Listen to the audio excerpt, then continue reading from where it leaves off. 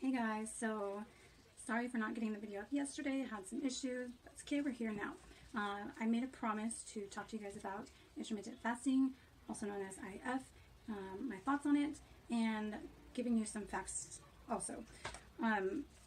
For the sake of the video, I'm going to try to keep it shorter. I have literally pages of notes here that I will type up for you guys and leave it along with the video, so that you can get my full thoughts. So about a week and a half ago, I just jumped in to do an intermittent fasting. I did the 16-8, which was 16 hours of fasting and 8 hours of a window that I was allowed to eat each day.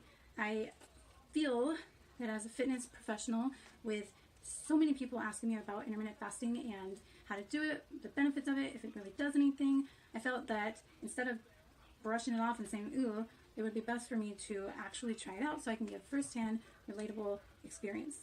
So that's why we're here. Like I said, I did it for about a week and a half, and that's not a ton of time, but it's enough time to get a sense of how it is for you. I didn't have any issues following through with the 8-hour time frame in the 16 hours. That was no problem. When it comes to fasting, there are benefits that we're supposed to receive. For example, more energy, insulin sensitivity, and overall weight loss, and just a general feeling of better. There are studies that are done on this, which is great. These studies are done mostly on rats, and there are male and female both. What most people read online is the benefits that impact everybody. It doesn't necessarily break it down for female versus male. Some of these studies would show that yes, the females would get some more energy, yes, they would be a little bit more sensitive to carbohydrates and sugars, and they would have more energy, etc., etc. What they don't tell you is that while males are basically built for this, females are not. And I'm not saying that we shouldn't have energy and insulin sensitivity, because we should. That's the best way for weight loss. What I'm saying is that in these studies, basically what it's showing is that females are acclimating toward male hormonal tendencies, which can be a huge issue, especially when a lot of us ladies already have issues with hormones, myself included. Not to mention that our hormones are just a little bit more sensitive than males anyway. So there may be short-term / long-term benefits in this, but there aren't really any concrete studies that I can't even talk today, guys, sorry. Studies that are showing more gender-specific impacts. That's my cats arguing. And I think that that's something that's very necessary. Stop it. Sorry. Hold on. So, if we think about it, when we were cavemen, right, and women, cavemen and women, basically the males' duties were to hunt and gather and be the breadwinners, and the females' duty was to bear children. And trust me, I don't have kids, I love kids, but what I'm getting at is that our bodies were formulated for these specific things, which is why we're girls and they're guys. So, or whatever, you guys get what I mean. So when we as females start acclimating toward male hormone tendencies, in the longer run, we're going to start seeing issues in other aspects where our acne might get worse, even though at first it might get better. We are going to plateau and not really see any weight loss, etc., etc. So here are the two biggest things that I noticed when doing IF. First is sleep. And I have narcolepsy, so it already says a lot if I'm the one who can comment on the way it affected how I feel, because I'm already tired as it is anyway.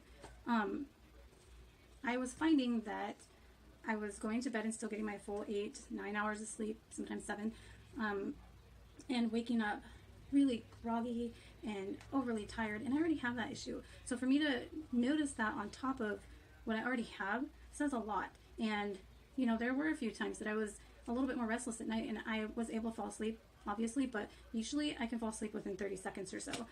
Okay, that might be an exaggeration, but I very, very fastly.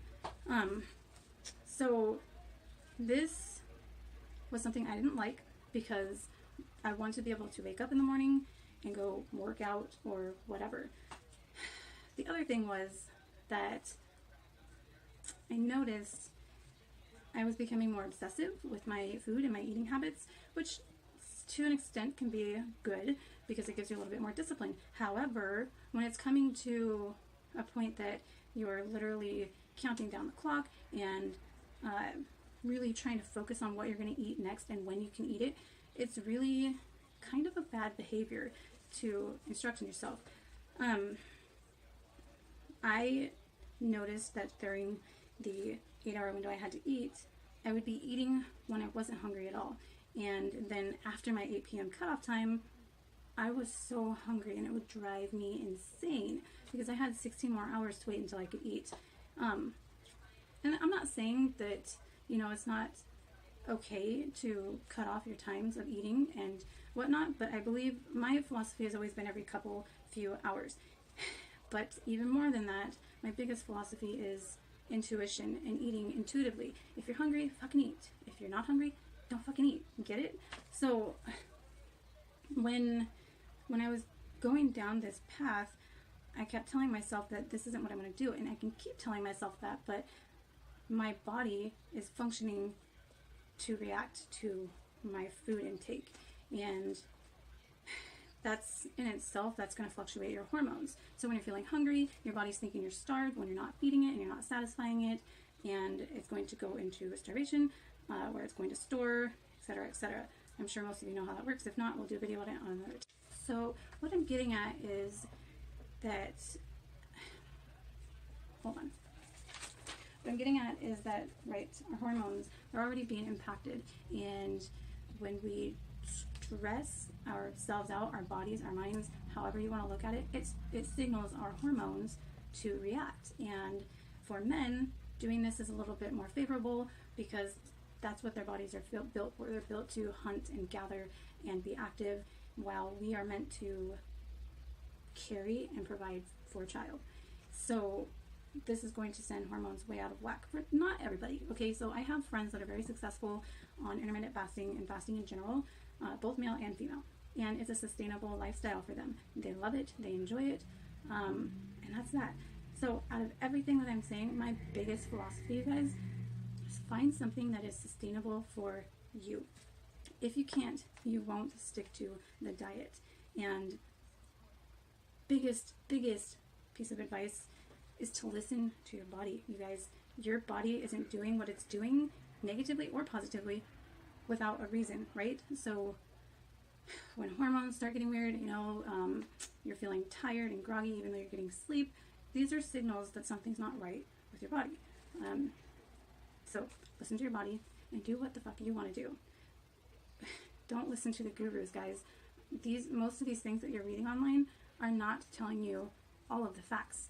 They're there, but they're just omitting certain pieces of information. For example, the impacts of these changes on females versus males.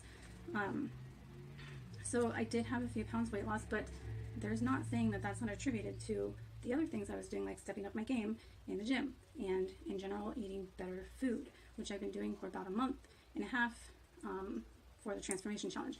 So guys, I don't see anything wrong with intermittent fasting, but I also don't see the proof in the pudding, if you will. I think that there definitely needs to be better studies on gender-specific effects.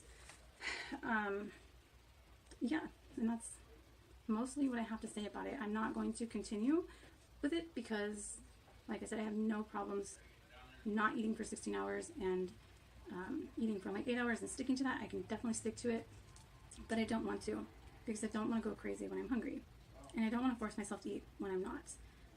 So those are my biggest thoughts, and I will be writing up all of my thoughts and opinions. We got about 5 pages here in the text of the video. So let me know your guys' thoughts, comment, whatever you want. Let's have a healthy discussion if you have any debate. See you guys.